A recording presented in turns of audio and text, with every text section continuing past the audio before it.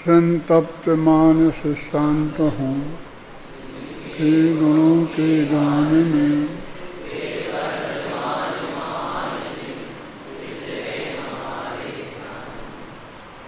एक 199वीं गाथा चलेगी।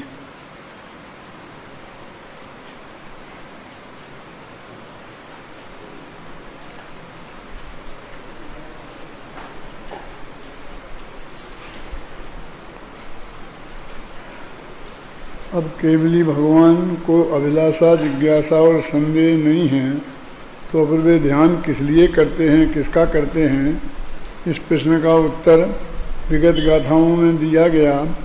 अब इस गाथा में यह कहते हैं कि मोक्ष मार्ग शुद्धात्मा की उपलब्धि रूप ही है। बात तो गाथा में दोनों कही हैं कि मोक्ष और मोक्ष मार्ग दोनों को नमस्कार हो, लेकिन हेडिंग में यही कहते हैं कि मोक्ष मार्ग शुद्धात्मा की उपलब्धि रूप है और वो उपलब्धि सिद्ध दशा में भी रहती है। सीधा सच्चा अर्थ ये हो गया कि एक रोड है, बिल्कुल कंटिन्यूशन में एक सा बना हुआ है। मान लो दिल्ली से अजमेर तक 6 लाइन रोड बना हुआ है। अब उसमें तो कोई भेद नहीं है।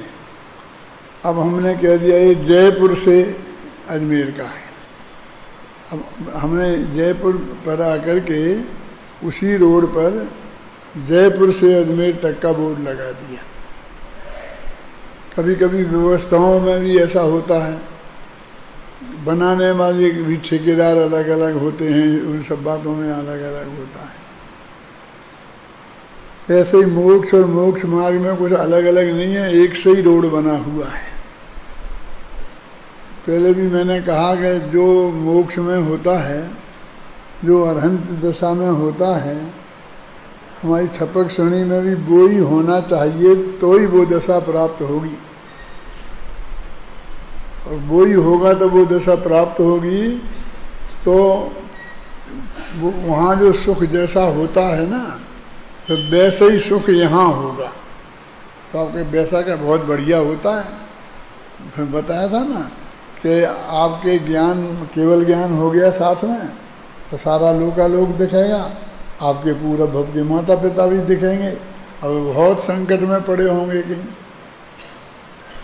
अब उनको संकट में पड़े हुए देख करके भी ये खुद अनंत आनंद का भोग करते रहें और उसमें कोई विघ्न नहीं आए। ये है अरहंत दशा और सिद्ध दशा। तो आपको मार्ग में भी एक दशा होनी चाहिए, चौथे गुण स्थान से। क्यों कि ये जगत तो दुख स्वरूप ही है।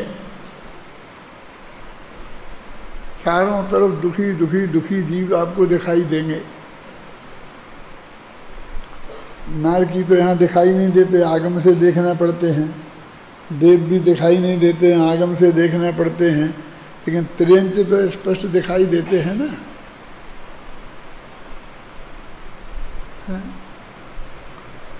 अब जैसे एक इंद्रिय जीव हैं, ये तो जीव ही तो है ना। अपन भी उन पर्यायों में रहे हैं और अब उन एक इंद्रिय जीवों को हम बिल्कुल ऐसे भट्टी में डाल के उबालते हैं, समझे ना। आलू में अनंत जीव हैं और आप उन्हें उबालते हैं। अब आपके अंदर में करुणा हो, अनंत जीव आपको दिखें, तो फिर आप उबाल सकते हैं। अब आलू तो हम खाना छोड़ देंगे, लेकिन मैं थोड़ी खतरनाक बात कहता हूँ, जल भी तो जीव ही है ना। जल में जीव हैं वो अलग बात है, और जल स्वयं जीव है, वायु स्वयं जीव है। तो जल को तो हम उबालते ही हैं, कहते प्रासुप कर रहे हैं, यानी हम ही मार रहे हैं ना उसे, जीव से अजीब कर रहे हैं। और एक इंद्रिय है लोग कहते हैं, और बात सच्ची भी है, कि हम अपन दोहरे छन्ने से पानी छानते हैं ना, ऐसा कहते हैं कि यदि इकहरे छन्ने से छाने तो बहुत से जीव उसमें रह जाते हैं, और दोहरे छन्ने से छानते हैं तो सब तो नहीं, सब तो पूरी तरह निकलते ही नहीं हैं। अपन दो भेद करते हैं ना, कि एक है वायरस और एक क्या, बैक्टीरिया। तो बैक्टीरिया तो निकल जाते हैं लेकिन वायरस नहीं निकलते हैं। तो फिर वो छने हुए पानी को फिर अपन कहते हैं गर्म करो, प्राशक करो। मुनिराज नहीं लेते ना, अपन भी नहीं लेते जो इस तरह का विचार करते हैं। तो क्या करते हैं, वे जो वायरस रह गए हैं और वे और जल जीव, इनको समझ लो मारते हैं। अच्छा नहीं कहता है लेना, अरे जला रहे और इससे ज़्यादा और क्या कहें। तो हम क्या कहते हैं कि फिर इसमें वो चीज खत्म हो जाएंगे, तो बीज खत्म हो गया तो 24 घंटे तक कोई जीव उसमें नहीं पड़ेंगे यदि आप उसको पैक रखेंगे तो। ये तुम्हारे ढक्के रखने से कोई पैक मैक नहीं होता है। जैसे आज एयर टाइट करते हैं ना, तब उसमें जीव जंतु नहीं पड़ते हैं, अपन देखते हैं ना। ऐसा रखें तो, और सब कुछ कर लें, लेकिन अंत तो गत्ता उन जीवों को निर्जीव तो हमने किया ही है, और ये हमें ज्ञान है। तो हम तो न पानी पी सकते हैं, न कुछ नहीं कर सकते हैं। यदि वो अरहंत जैसी अवस्था नहीं हो, तो अरहंत जैसी कैसी, सारी दुनिया को दुखी देखते रहें तो भी हम अपनी जो शास्त्र की मर्यादा है, जो हमारे लिए भक्ष्य बताया है, तो उसमें निर्विकल्प होकर के उसको हम उस विधि से खाते रहते हैं। अब खाते रहना चाहिए, क्या करें। माने जो संभव है वो तो जुर्मानी में बता ही दिया है, कर ही दिया है, जो भी हम जितना कर सकते हैं। और एक मैंने उदाहरण आपको ये दिया था कि जंगल में मुनिराज आत्मा का ध्यान करने बैठे हैं, और वहाँ फिर जंगल माने जहाँ पांचों पाप खुले मैदान में हों, वो जंगल है। और जहाँ पांचों पाप छुप कर हों, वो नगर है। बस होते दोनों ही जगह हमारे पांचों पाप हैं, लेकिन नगरों में छुप कर होते हैं और जंगलों में खुले मैदान में होते हैं। अब क्यों? ये भी हो सकता है कि हमारे पास छुपने की व्यवस्था है क्या? अब उनके पास कोई व्यवस्था ही नहीं है, कोई घर ही नहीं है। आखिर खाना पीना तो उनके हो गई ना, आखिर 5 इंद्रियों के विषय जो उनके यहाँ हैं उनका सेवन तो हो गई ना, तो उन्हें तो इस खुले ही मैदान में ही करना है। मजबूरी भी समझ लो, और चाहे व्यवस्था ही ऐसी है।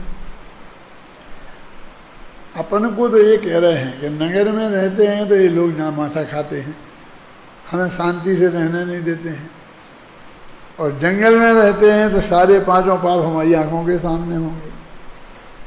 क्यों? अब हम उन्हें नहीं होने दें, हम दयालु बन जाए तो दौड़ के चूहों बिल्ली के पीछे दौड़ते रहे ना।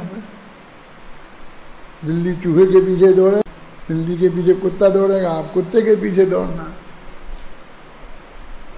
क्या करेंगे आप बोलिए? हम देखेंगे ही नहीं, जानेंगे। ये कोई उपाय नहीं है, क्योंकि मोक्ष में तो आपको ये सुविधा मिलेगी नहीं कि हम देखेंगे नहीं, जानेंगे नहीं। ये मुंह फेल लेना ये उपाय नहीं है। वस्तु का स्वरूप समझकर ये जगत का स्वरूप ही ऐसा है, और हम निश्चिंताई से हम अपने आत्मा का ध्यान करते रहें, धर्म जो भी हमें करना है आप करते रहें। ऐसी आपको परिणति चाहिए, तो ऐसी परिणति वो वैसी हो गई ना जो अरहंत तो सिद्धों को है। इसलिए मैंने वो रोड का उदाहरण दिया है, बिल्कुल एक सा ही रोड है, बस अकेला स्वामी की अपेक्षा हमने भेद कर दिया। ये छदमस्तों का है, अब सर्वज्ञों का है। ख्याल में है ना? रोड बिल्कुल वही का वही है, उसी का नाम यहाँ से दिल्ली से जयपुर रख दिया और उसी का नाम आगे जयपुर से अजमेर रख दिया। वहाँ कोई ऐसा निशान भी नहीं बना कि जहाँ से हम ऐसे देख के निर्णय कर सकेंगे जब यहाँ से दिल्ली से जयपुर है और जयपुर से दिल्ली है। यहाँ ऐसा इस मुक्ति के मार्ग में ही शहर है। अपन रोजीना उसकी चर्चा करते हैं कि आप जो ध्यान की बात करते हैं ना, तो बिल्कुल कुछ नहीं, बस अब फिर कहते यानी मतलब साथ में ये भी कह देते ना कि करो मत, बोलो मत और सोचो मत और जानो मत, तो झगड़ा खत्म हो जाता। लेकिन जानो को नहीं किया खत्म। और जितना जितनी आगे आप बढ़ोगे उतनी उतनी ज्ञान आपका निर्मल होगा और उतना आपको स्पष्ट वह सब जानने को मिलेगा। केवल ज्ञान हो जाएगा तो पूरा स्पष्ट जानने को मिलेगा ही, और सूक्ष्म ज्ञान में भी जो मन पर ज्ञान हो जाएगा। अब मुनिराज को मन पर ज्ञान हो गया, वहाँ तो कम से कम ये सुविधा है कि उपयोग लगाएं तो ही होता है, नहीं तो नहीं होता। नहीं तो बस यहाँ बैठे हो सबके मन की जानते रहो, और सबके मन में कोई इतने अच्छे थोड़ी है। मैं तो ऐसा बोलता हूँ कि हमारे मन में जितनी गंदगी है वो गंदगी वाणी में आ जाए तो कोलाहल मच जाए, और जीवन में आ जाए तो प्रलय हो जाए। इतने अधिक गंदे हत्यारे हमारे मन हैं। उन्हें पांचों पाप, जैसे उदाहरण के लिए मैं कहता हूँ कि ऐसा कौन जीव है हम और आप में से भी कि जिसे मारने का भाव किसी न किसी ने आज तक नहीं किया। नहीं होगा मारने का, तो मर जाए तो अच्छा रहे, ऐसा तो किया ही होगा।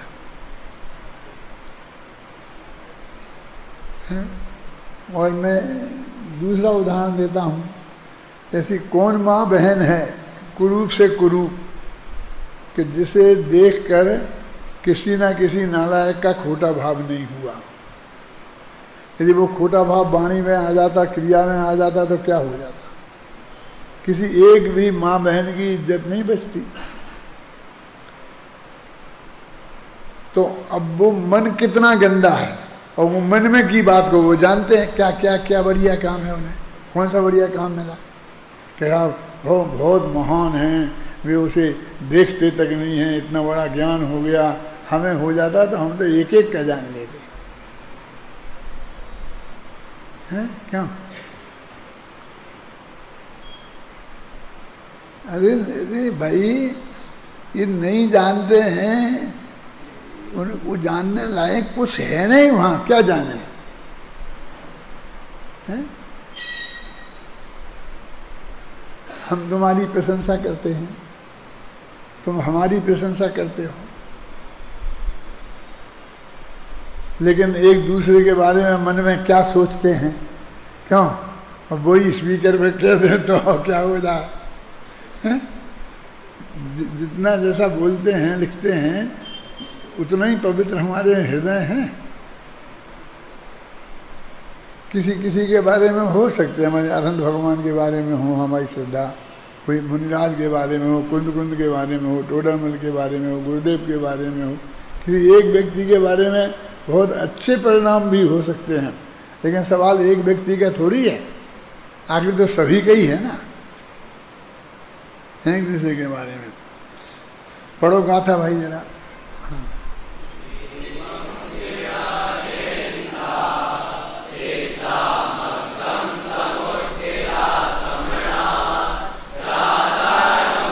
तुतेसिं तस्य निर्वाणमागस निर्वाण पायाइसी मगसे श्रमण जिन जिन देवने निर्वाण अर निर्वाण मग को नमन बारंबार हो। अभी जो अपन चर्चा कर रहे थे वो निर्वाण और निर्माण मंग को नमन बारंबार हो, इसकी कर रहे थे कि निर्माण और निर्माण का रास्ता, मैं दोनों को नमस्कार। व्यक्ति की बात नहीं है कि रास्ते पे चलने वाले और वहाँ पहुँच गए। तो मैं दोनों को ही नमस्कार करता हूँ, क्यों दोनों की स्थिति लगभग एक सी है। उनके केवल ज्ञान है तो उनकी स्थिति केवल ज्ञान के अनुसार है, और इनके क्षयोपशम ज्ञान है तो इनकी स्थिति क्षयोपशम ज्ञान के अनुसार है ना। कि देखो जैसे अपन हैं, अपन ने अभी पढ़ लिया शास्त्र, और शास्त्र से समझ लिया कि अपने क्षयोपशम ज्ञान की भी प्रत्येक समय की पर्याय नक्की है। तो जो पर्याय जानने में हमारा ज्ञेय नक्की होगा वो ही जानने में आएगा, और इस पर पक्का भरोसा भी हो गया।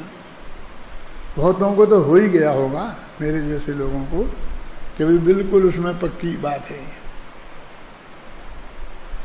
फिर भी हमको बदलने का भाव आता है क्या नहीं, और उनको अरहंतों को नहीं आता।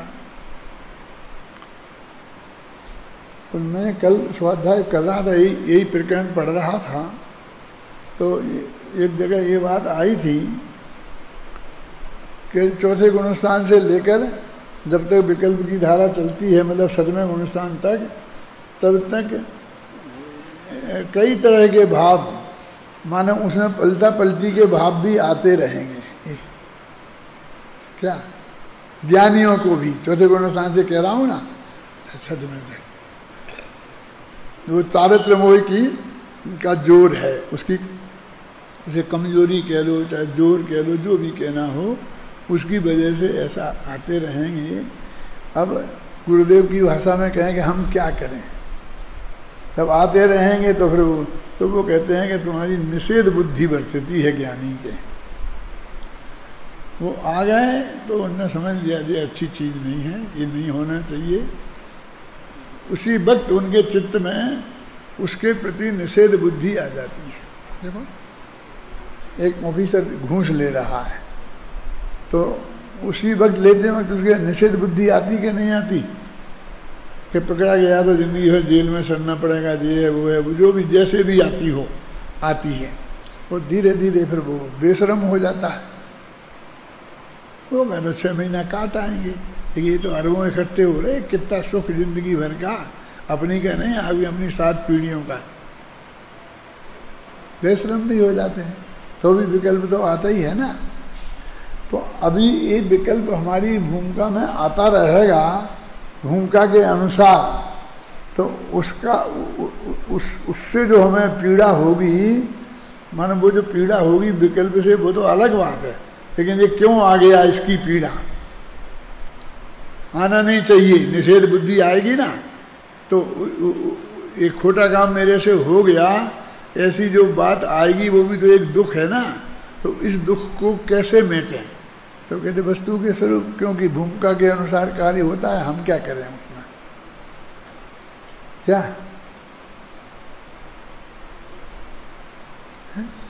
भूमिका के अनुसार कार्य होता है।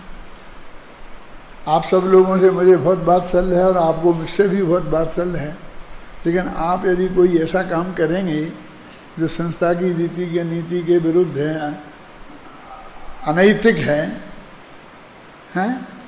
तो हमको निकालने का भी भाव आएगा, और फिर वो कड़काई से निकाल भी देंगे।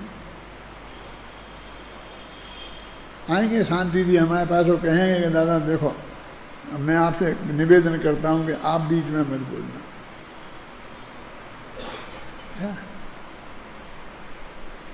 ये बहुत नालायक है, मुझे जो करना है कर लेने दो, मैं तो निकालूंगा, ऐसे निकाल लेने दो, आप बीच में मत बोलना। क्यों? तुम्हें कहते हैं देखो जरा शांति से सोचो। मेरा कोई उससे राग नहीं है, ना मेरा कोई वो रिश्तेदार लगता है, मैं तो उसको जानता भी नहीं हूँ, नाम भी नहीं जानता हूँ, कौन सी गांव का है, कौन सी जाति का है, कौन से क्या है, मुझे कुछ पता नहीं है। लेकिन मेरी ऐसी भावना रहती है कि जो योग्य है और शास्त्री बन के निकल सकता है तो उसे निकल जाने दो। क्या कहने नहीं दादा जी, आपको पता नहीं, ये हमारे सब ये काम करने को तैयार नहीं है। ये हमारे असिस्टेंट मान लो जो क्या है, तुम लोग क्या है जिनेंद्र, वार्डन, तो ये लोग काम करने को तैयार नहीं है, ये बहुत परेशान करते हैं इन्हें। तो ठीक है, फिर मेरे पास लाना ही मत, मेरे पास केस लाना ही नहीं। तो ऐसा निर्दय भी तो होना पड़ेगा ना। भूमिका के अनुसार इतना बड़ा अपराध है कि उसके रहना बिल्कुल ही उचित नहीं है। तो मुझे भी तो मतलब उस लेवल तक जाना पड़ेगा ना, निषेध बुद्धि पूर्वक समझ लीजिए।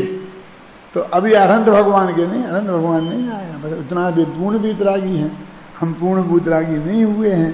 तो बुद्ध श्रद्धा का दोष नहीं है, वो चारित्र मोह विद्यमान है ना। अभी वो अपना काम करती है, वो प्रकृति अपना काम करती है, अब वो अपना काम करेंगी। तो ये कहते निर्वाण अर निर्वाण मग को नमन बारंबार हो। तीन ने लिए जिना, जिनेन्द्रा, सिमणा। जिनेन्द्र, जिन माने तीर्थंकर, जिन माने सामान्य केवली, और जिनेन्द्र माने तीर्थंकर केवली, और श्रमण माने मुनिराज। ये मोक्ष के मार्ग में चलने वाले लोग हैं ना, इसलिए उनको ही लिया, नीचे हमें तो लिया ही नहीं। माने चौथे गुणस्थान वालों, पांचवें गुणस्थान वालों को उन्हें तो यहाँ लिया ही नहीं। हालांकि उसमें सबको नमस्कार हो गया, मोक्ष और मोक्ष मार्ग को किया तो, लेकिन इन्होंने जो तीन गिनाए और उसका जो श्रवण का अर्थ किया, ये भी किया कि उसी भव से मोक्ष जाने वाले भी श्रवण हो सकते हैं। वो अभी नहीं है, मतलब जो अभी जिस भूमिका में हैं, लेकिन वो जाएंगे लास्ट में, और उस भव से मोक्ष नहीं जाने वाले भी हो सकते हैं, और 2-4 भव बाद जाएंगे। ख्याल में ऐसे श्रवण।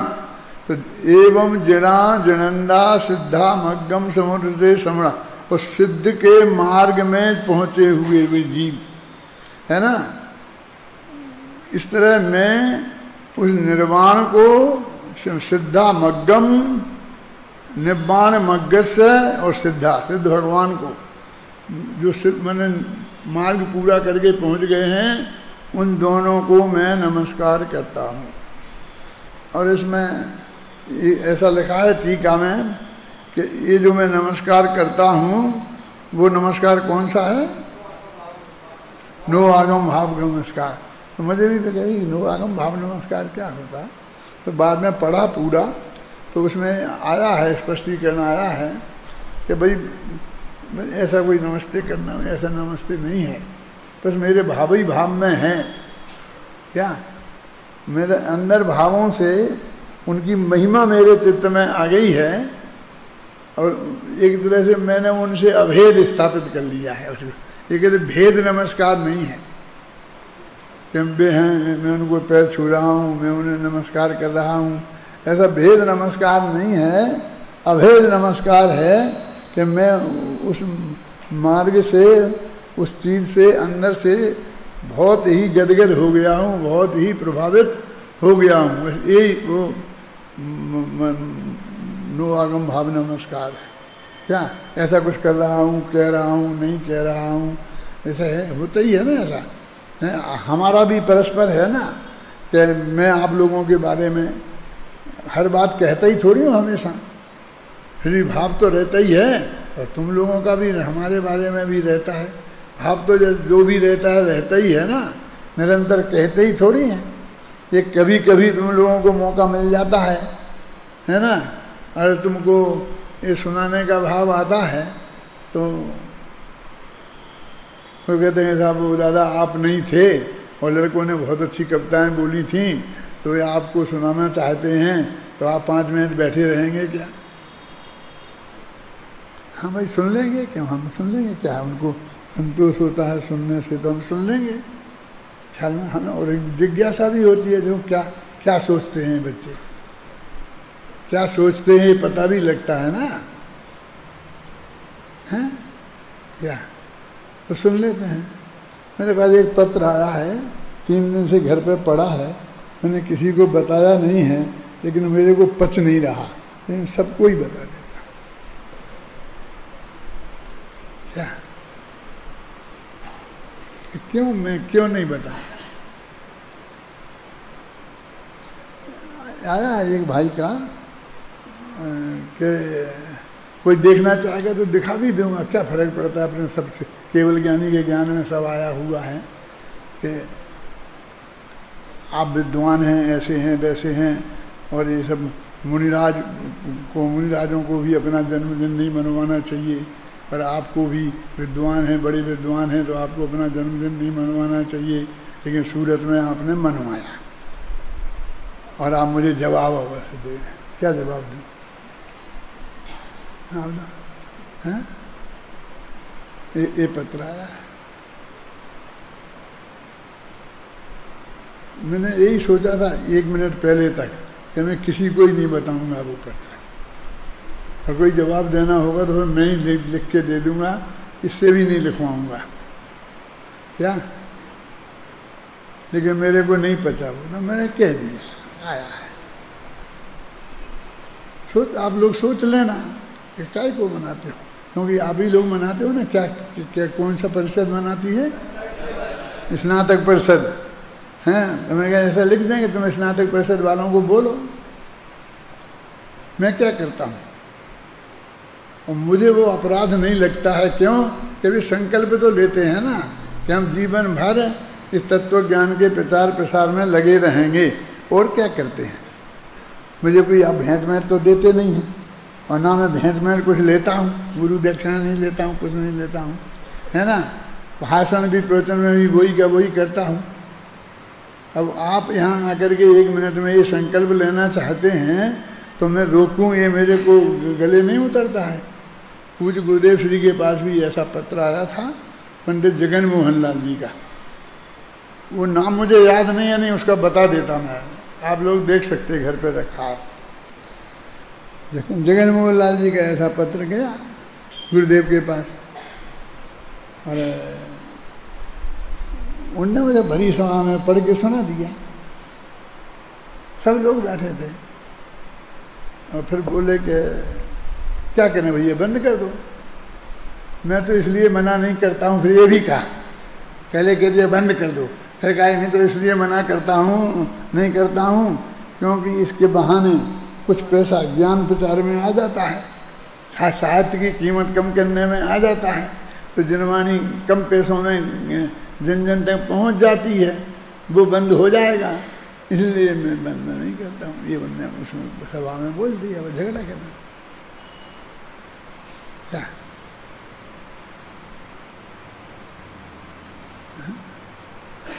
और क्या है, हाँ? तो इसलिए कहते हैं अपना जो मार्ग है वो सीधा और सरल मार्ग है।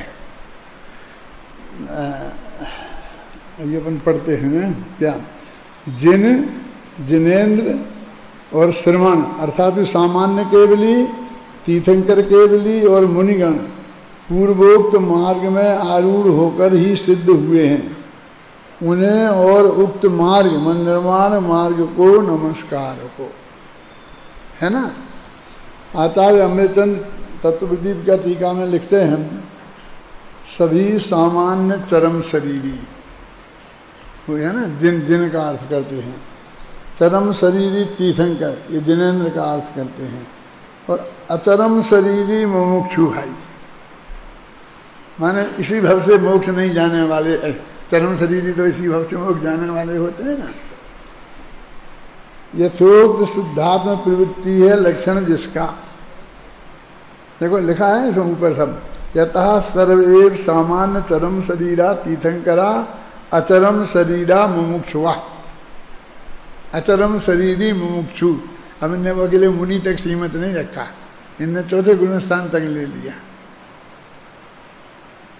मैंने सम्यक दर्शन तो हो गया है, मोक्ष मार्ग में तो आ गए हैं, लेकिन अभी वो नहीं हुआ है। क्या ऐसे अचरम शरीरी मुमुक्षु, यथोक्त शुद्धात्म प्रवृत्ति है लक्षण जिसका, आत्मा में प्रवृत्ति ये है लक्षण जिसका। आत्मा में प्रवृत्ति क्या है? अपन कहते हैं सम्मत रश्मि ज्ञान चारित्र, तो सीधी सत्य ये मैं हूँ ऐसा अपनापन ये शुद्धा गुण की तरफ से प्रवृत्ति है। यही मैं हूँ ऐसे ज्ञान गुण का प्रणमन एक ज्ञान गुण से शुद्धात्मा प्रवृत्ति है, और ऐसा ही मानकर उसको निरंतर जानते रहना, मनोपयोग का उसमें लगे रहना, ये चारित्र गुण की तरफ से उस शुद्धात्मा में प्रवृत्ति है। कितना सरल काम है। ऐसे लोग इसमें से क्या, वैसे ऐसा मान लो हो गया काम, ऐसे कुछ करना तो है नहीं, अभी ना व्रत करना, ना उपवास करना, ना ये करना, ना ये करना, कोई तकलीफ का काम तो करना नहीं है। लेकिन मैं पूछता हूँ कि ये हमने सुविधाजनक निकाला है कि ये वास्तव में है। शुद्धात्म प्रवृत्ति है लक्षण जिसका, काय का मोक्ष मार्ग का लक्षण शुद्धात्मा प्रवृत्ति है। तो शुद्धात्मा में प्रवृत्ति होगी, उसमें दुख का क्या काम, दुख तकलीफ का क्या काम। और अभी तो जो मोक्ष मार्ग में प्रवृत्त हैं वे सब लोगों की तकलीफें गिनाई जाती हैं। मुनिराजों की सबकी कितनी तकलीफें हैं, जमाना कितना बदल गया है, रोटियों की व्यवस्था में कितनी तकलीफ पड़ती है, फलाना होता है, ये होता है, चलने का फिरने का, क्यों सब तकलीफ ही तकलीफ दिखती है। मुझे तो कहते इसमें शुद्धात्मा प्रवृत्ति है लक्षण जिसका, इसमें किसी में मुझे रंच मात्र तकलीफ नहीं दिखती है। वो जो मैंने श्रवण शतक लिखा है उसमें सिर्फ एक ही बात है जो मैं बता रहा हूँ ना, अब इस बात को ध्यान में रखकर फिर एक दफे पढ़ना और हर छंद में ये खोजना, क्या कि मुनिराज बहुत सुखी हैं, उन्हें रंच मात्र तकलीफ नहीं है। क्यों? क्योंकि उनकी असंख्य गुण शुद्धि की वृद्धि माने आनंद की वृद्धि हो रही है। सम्यक दृष्टि, श्रावक, फिर विरत, छठवां गुण स्थान आ गया ना विरत, तो तीसरा नंबर। तो क्या हुआ कि वो पहले असंख्य गुणी सम्यक दृष्टि को, तो उससे असंख्य गुणी अनुवृत्ति को, और उससे असंख्य गुणी मुनिराज को। तो फिर असंख्य गुणित असंख्य इक्वल टू इतना सुख है, बोलो। ये मैंने लिखा है उसमें बस कि कहाँ तकलीफ है, बोलिए। भरत चक्रवर्ती अंत तक अपने गृहस्थी में बने रहे और बस अंतर में हुए पहले दीक्षा ली और केवल ज्ञान ले लिया, और मैं उसे ऐसा देखता हूँ कि अंत तक इसमें फंसे रहे, इतना दुख उठाते रहे, आगे अप्रत्याख्याना वर्ण प्रत्याख्याना वर्ण का। और उनके पिताजी कम से कम 1000 वर्ष पहले तो वो दुख छूट गया था। हमें ऋषभ देव को 1 साल तक भोजन नहीं मिला दिखता है, मुझे दिखता है कि अभी तो अनंत गुणित असंख्य गुणित अनंत सुखी थे। ये बात बताने की कोशिश की है। राजा सैनिक का उदाहरण देता हूं, नरक में अपन से कितना ज्यादा सुखी है ना। वो असंख्य गुणन चल रहा है, डंडा भी पड़ रहा है और वो भी चल रहा है, डंडा भी पड़ रहा है वो भी चल रहा है। शुद्धात्म प्रवृत्ति है लक्षण जिसका, ऐसी विधि से प्रवर्तमान मोक्ष मार्ग में बस ये मोक्ष मार्ग में प्रवृत्ति है वो। अब और कुछ नहीं गिनाया कि क्या क्या, हम तो इतना लंबा चौड़ा गिना सकते हैं ना। क्या कभी मान लो मुनि धर्म का स्वरूप वर्णन करें तो 5 महाव्रतों पर भी लिखें तो पूरी एक किताब लिखी जा सकती है।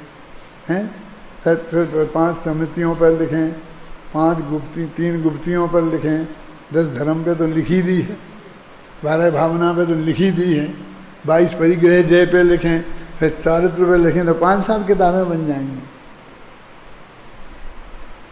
है ना। अब है क्या, कुछ नहीं, इतना है शुद्धात्म प्रवृत्ति लक्षण बस, है ना। ऐसी विधि से प्रवर्तमान मोक्ष मार्ग को प्राप्त करके जो जीव शुद्ध हुए हैं, देखो वे चौथे गुण स्थान वाले भी कौन, ये इस विधि शुद्धात्म लक्षण वाली, और सिद्ध हुए वहां तक इसी विधि से। वो मैंने एक ही रोड बताया था ना आपको, पाटनी जी, अपना पाटनी जी समझते हैं, यहाँ है ना, तो बाबू भाई हॉल में है। तो वे सबसे पहले सोनगढ़ गए, तो उस वक्त वो किशनगढ़ में कपड़े की मिल थी, और उस वक्त कपड़े की बहुत मतलब कमी थी देश में, तो उसकी बहुत कीमत थी, और उसके वो मैनेजर थे, सारा काम मैनेजमेंट वो संभालते थे। तो उनके साथ 8 नौकर गए। अब वहाँ प्लेन मिलेन तो थे नहीं, जो ट्रेन थी तो 8 नौकर गए जो पंखा झलते थे। उनको सोनगढ़ में भी गए थे ना, तो दोपहरी में सोते थे तो 2 नौकर ऐसा पंखा झलते रहते थे। गुरुदेव जब उस वक्त नई उम्र के थे तो उनको भी थोड़ा बहुत घूमने फिरने का विकल्प रहता था, तो वो भी ऐसे चक्कर काटते थे। तो चक्कर काटते थे, वे वहाँ पहुँच गए जहाँ पाटनी जी ठहरे थे। तो उनने जाके देखा 2 नौकर पंखा जल रहे हैं, तो फिर आगे चुपचाप वापस, और फिर प्रवचन में इतना बड़ा सेठ लिया, 2 नौकर पंखा जलते हैं, 2 नौकर पंखा जलते हैं, 2 नौकर।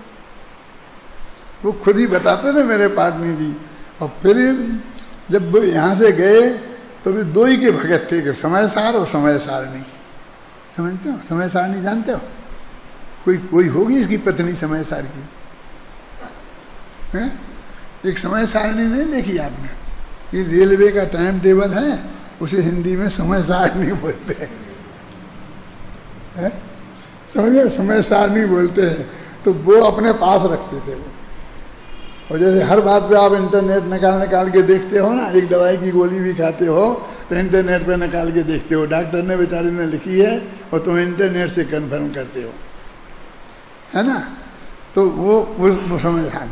तो उसमें 6 जगह गाड़ी बदलना लिखा था, कि यहाँ से जाके महसाना पे बदलना, फिर दूसरे गांव के नाम बताते थे वो, मैं तो भूल गया गांव के नाम में।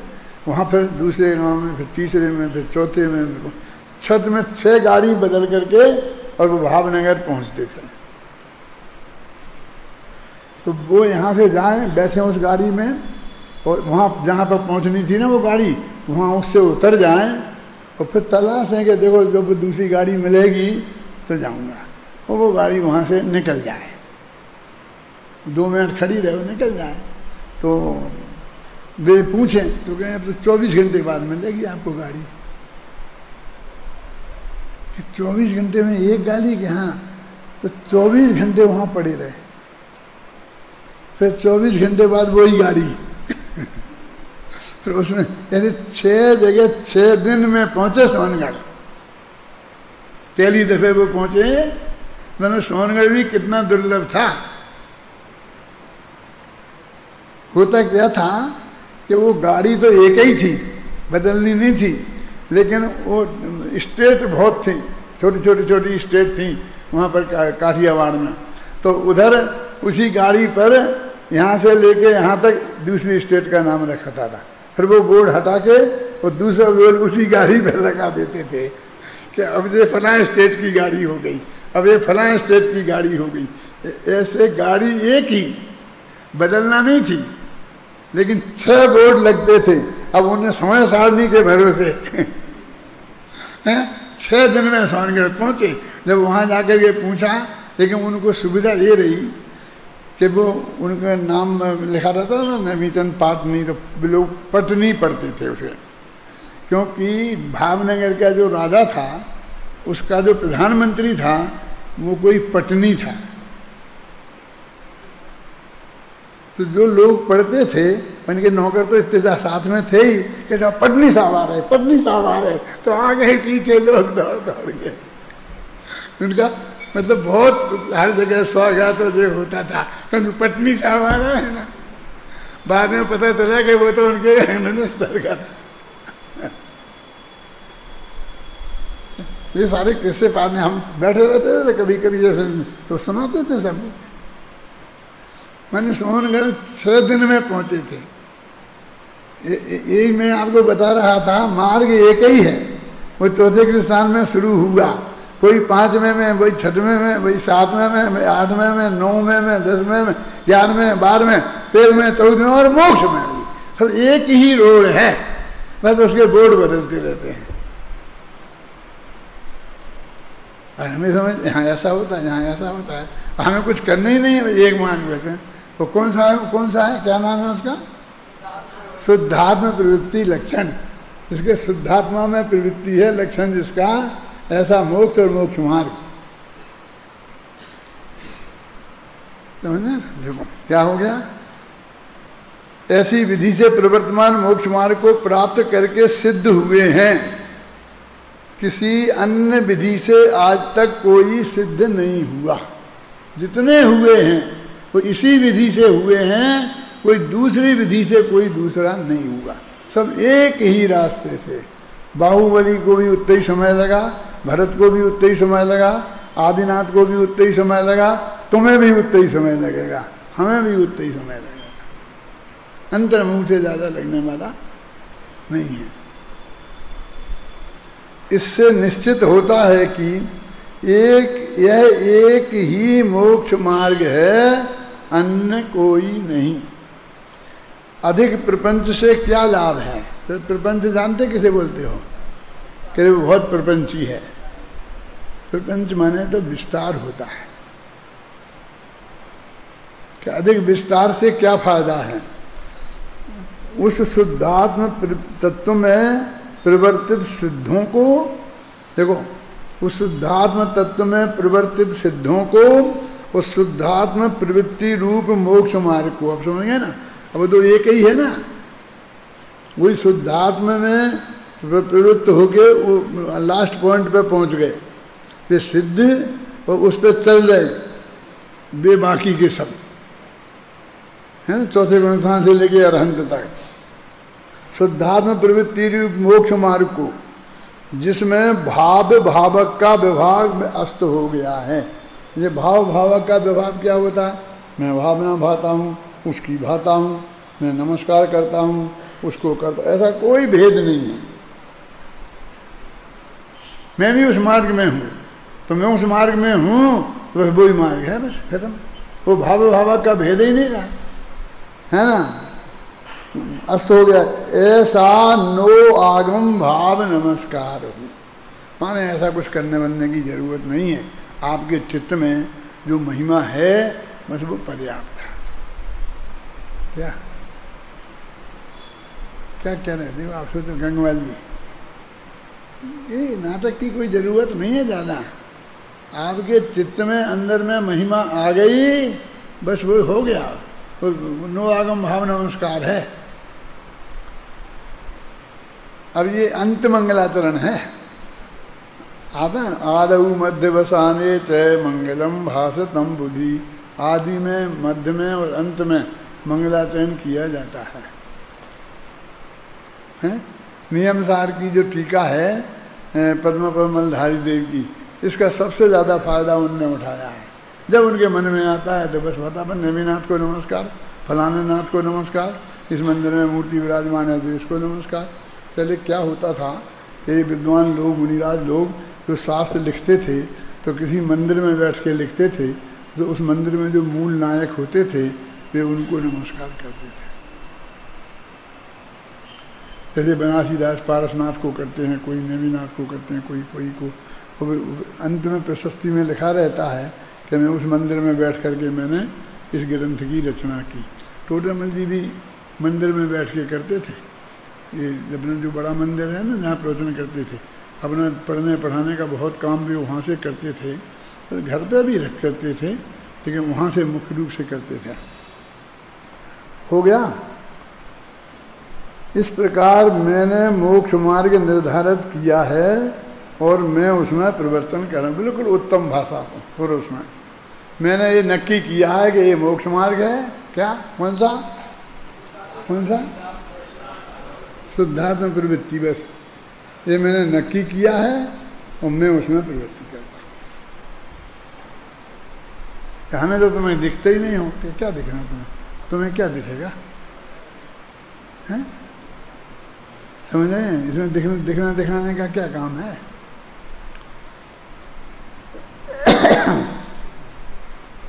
उक्त कथन में ध्यान देने की बात यह है कि गाथा में जिन जिनेन्द्र श्रमण शब्द आए हैं, जिनका सामान्य अर्थ चरम शरीरी, सामान्य केवली, तीर्थंकर केवली, माने चरम शरीरी, तीर्थंकर केवली तथा चरम शरीरी और अचरम शरीरी सभी मुनिराज तो हो सकता है, परंतु यहाँ श्रमण शब्द से अचरम शरीरी अर्थात उसी भव से मोक्ष नहीं जाने वाले मुमुक्षु भी लिए गए हैं, जिनमें ज्ञानी श्रावक और मुनिराज सभी आ जाते हैं।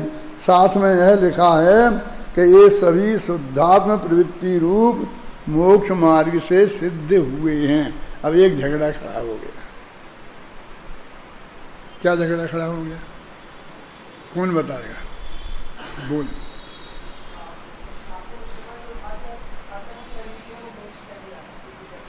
ये कह रहे इसमें अंत में लिखा है ना सिद्ध हुए हैं, और वहाँ लिखा कि अभी मोक्ष नहीं गए हैं, ऐसे अचरम शरीरी है ना, तो वे सिद्ध कैसे हो सकते हैं?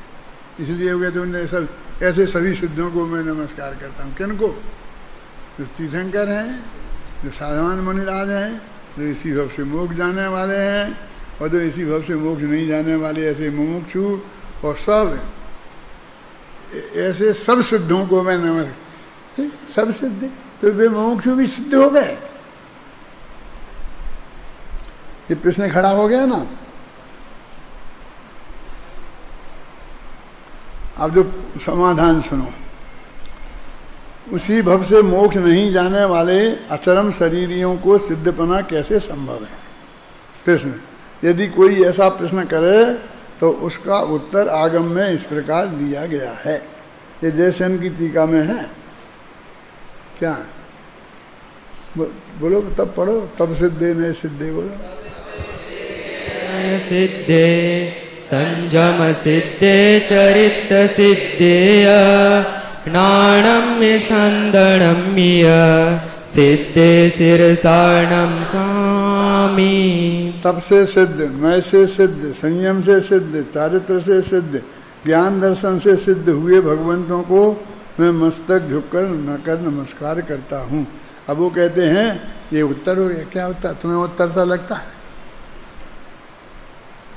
इसने कहाँ दिया उत्तर कि वे कैसे सिद्ध हो गए?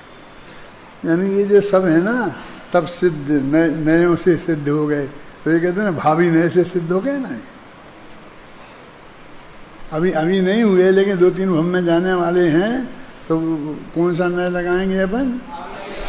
भावी नए गम नए से सिद्ध हो गए। ऐसे संयम से सिद्ध, चारित्र से सिद्ध, ज्ञान दर्शन से सिद्ध, ऐसे सिद्ध माने जाते हैं।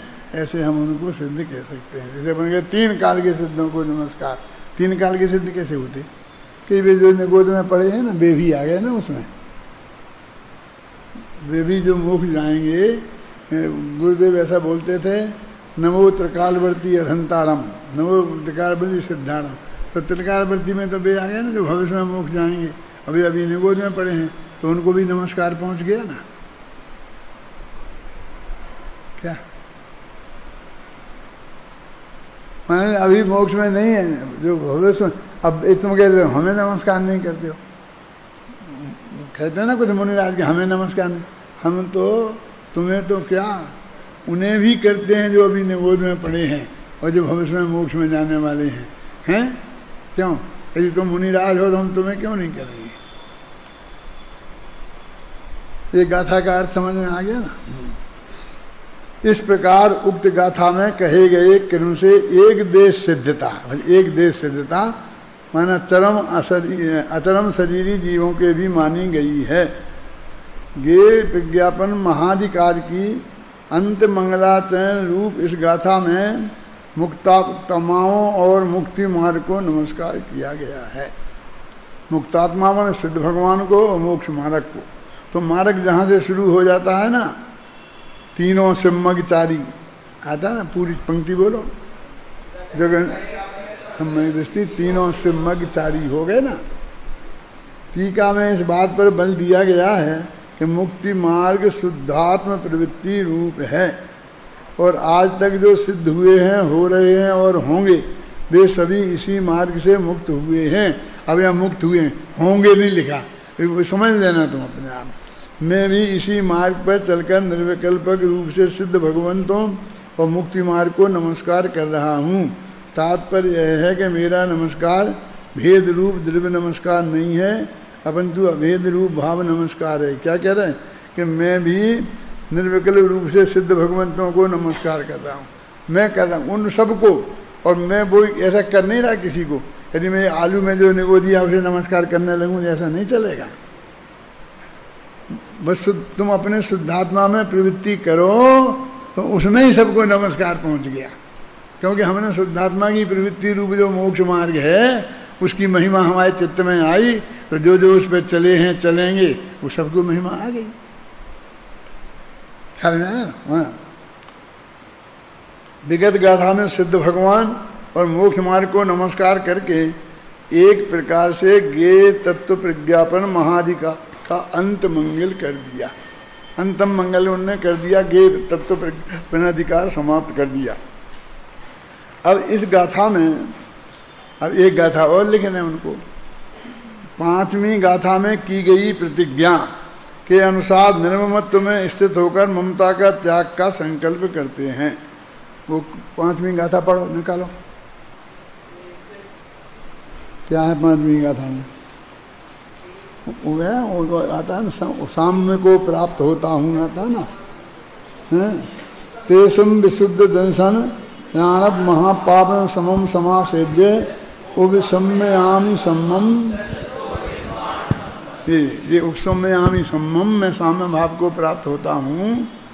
ये जो प्रतिज्ञा की थी कि मैं साम्य भाव को प्राप्त होता हूँ, तो अब ये प्रतिज्ञा यहाँ पूरी हो गई कि साम्य भाव को प्राप्त हो गया मोक्ष मार्ग में। अभी ये है ना अपने इस नए से, यदि मैं कहता हूँ कि मैं अभी समाधि में हूँ, अभी मैं मोक्ष मार्ग में हूँ, तो क्या दिक्कत है बोलो? तो अब समझ में आया ना ये सभी। अब गाथा पढ़ो, भाई गाथा पढ़ो। आज का समय हो गया, अब ये गाथा कल के लिए 200वीं गाथा।